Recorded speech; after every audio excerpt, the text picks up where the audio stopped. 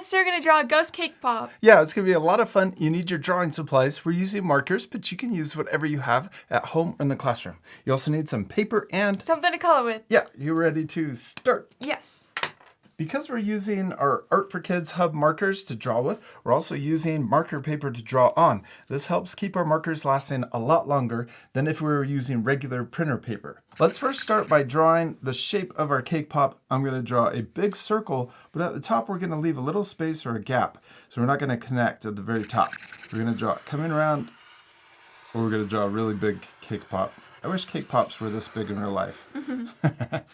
It's kind of the size of an actual cake.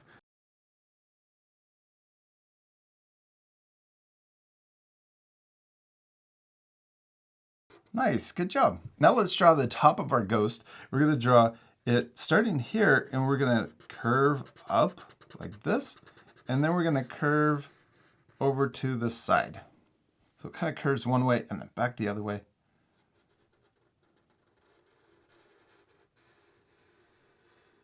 Then we're going to start here, and we're going to draw a little curve at the end so that we don't have a sharp point.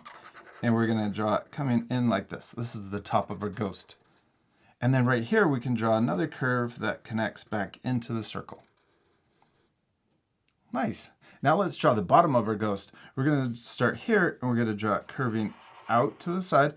And also over here, we're going to draw it curving out to the side.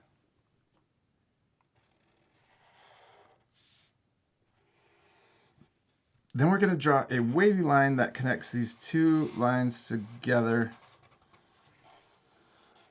Yeah. And then let's draw the stick for a cake pop. We're going to start right in the middle, and we're going to draw a line that comes down towards the bottom of our paper. And then we're going to draw another one right next to it for the other side of the stick.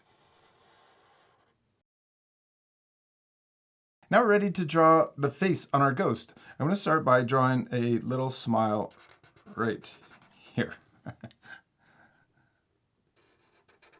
And then we're going to draw a circle for one eye and another circle for the other eye. And you could even add more details to your ghost cake pop. You could add eyelashes. You could also add a bow.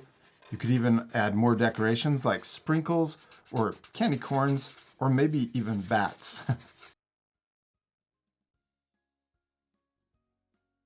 Oh, that's really cute. I like the bow, and also like your eyelashes. Okay, now let's add, down here we're going to add little wrinkle lines for the bottom of our cake pop. I'm going to add one wrinkle line there, maybe a little one that connects to the top, and we could also add maybe one there. And we did it! We finished drawing our cake pop. It looks super tasty, except we're not completely done. We still need to color it. Yeah, this part will fast forward, so remember you can pause the video to take time to color your drawings. You could also even add more things to your drawings. All right, you ready to fast forward? Yeah.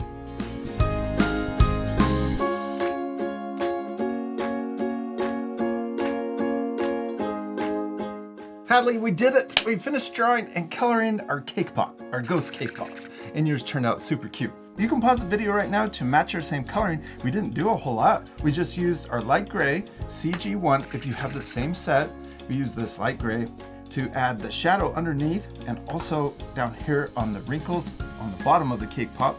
Then we also used two browns. 24 and 103. Yeah, the 103 is the darker brown we used for the shadow. And then I also used 23 orange for the little heart and used what color for the bow? 88. Yeah, but you guys can pause the video and add whatever you want to your drawings. We hope you had a lot of fun drawing ghost cake pops with us. We do. We hope you had a lot of fun, and we'll see you later, our friends. Goodbye.